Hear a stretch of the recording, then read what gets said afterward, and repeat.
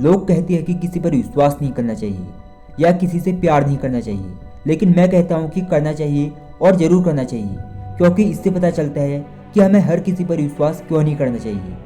जब तक हमें ठेस नहीं लगती तब तक हम हर किसी पर भरोसा करते हैं और इस दुनिया को एक ही नज़र से देखते हैं, और ठेस लगने के बाद हमारी आंखें खुल जाती है।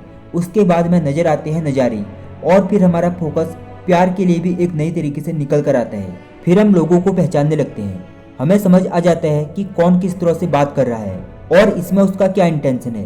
धीरे धीरे हम लोगों की पर्सनैलिटी नोटिस करने लगते हैं, और फिर ऐसे ही एक टाइम पर हम सिर्फ आंखों से और उसके हाव भाव से जान लेते हैं कि उसके मन में क्या चल रहा है। चलिए इसको और अच्छी तरीके से समझते हैं इस स्टोरी से।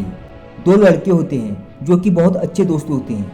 इनमें से एक लड़का जिसका नाम है जैक, वो अपने दोस्त से सारी बातें शेयर करता है, और दूसरा है टॉम जो इससे ज़्यादा बातें शेयर नहीं करता और ना ही अपने सीक्रेट बताता है।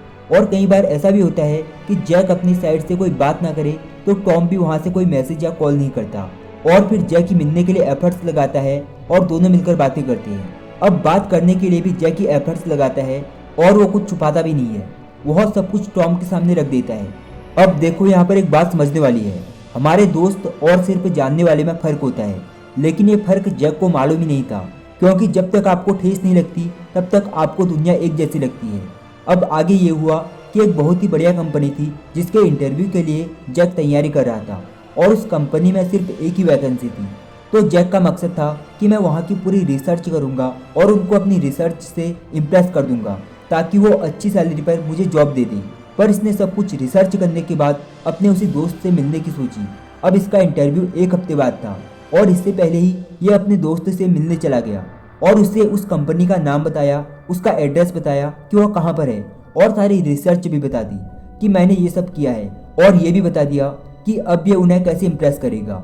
जब दूसरे लड़के ने सुना तो उसने एक फेक स्माइल की, जैसे उसे इन बातों से कोई फर्क ही नहीं पड़ा हो, और फिर दोनों ऐसे ही बाकी बातों में लग गई और उसके बाद घर की तरफ निकल गई।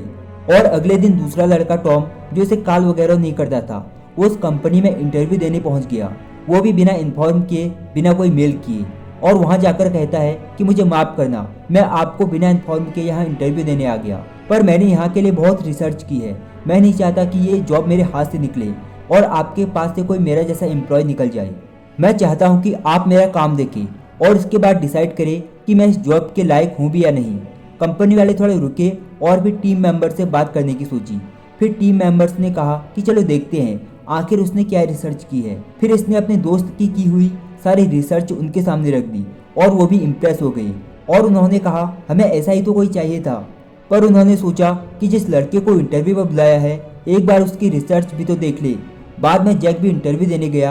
अब जैसे ही जैक ने अपनी प्रेजेंटेशन दी, वह बोले कि यही सेम चीज़ तो हमारे दूसरे एम्प्लॉय ने भी बोली है, अब दोबारा ये सब नहीं चलेगा। और उसके बाद ये जॉब जैक के हाथ से निकल गई।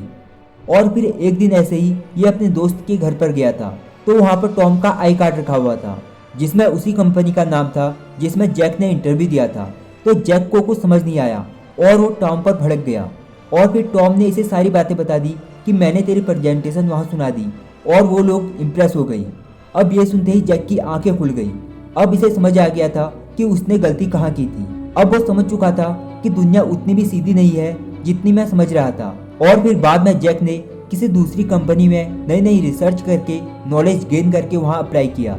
बंदे के पास दिमाग तो था ही, और उसने वहाँ पर टॉम से ज़्यादा सैलरी में जॉब की और अपने आप को ग्रो किया। और फिर बाद में इसने अपने मूव्स कभी किसी को नहीं बताई। अब ये इस दुनिया को समझ गया और लोगों को पहचानने लगा। अब उसे समझ में आ गया कि जान पहचान के लोगों में और दोस्तों में क्या फ़र्क होता है।